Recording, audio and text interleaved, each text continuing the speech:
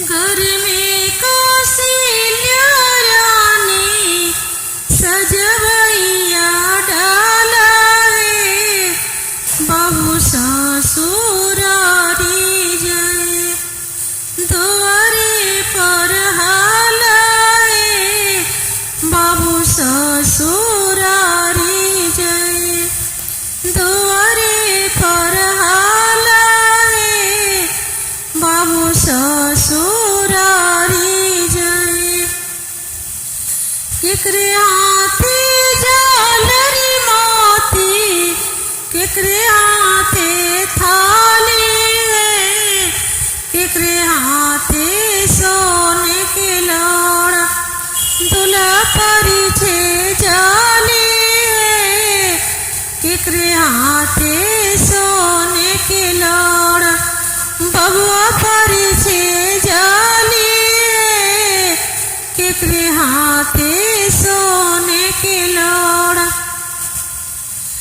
पापा हाथे झालरी मोती, नाउन हाथे थाली है, अम्मा हाथे सोने के लोड़ा बबुआ परिछे जाली है, अम्मा हाथे सोने के लोड़ा दूल्हा परिछे जाली है, अम्मा हाथे सोने के लोड़ा।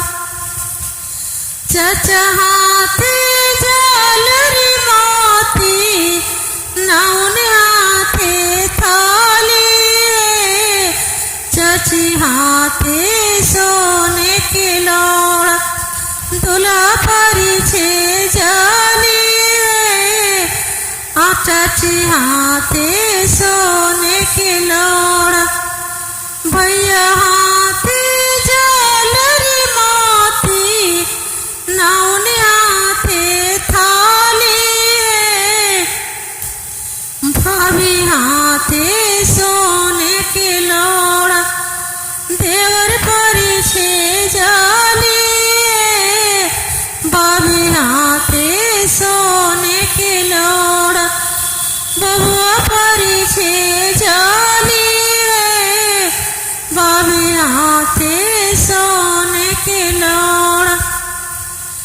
जीजा हाथे झालरी मोती, नाउन हाथे थाली है, दीदी हाथे सोने के लोड़ा भैया परिछे जाली है, दीदी हाथे सोने के लोड़ा भैया परिछे जाली है, दीदी हाथे सोने के लोड़ा।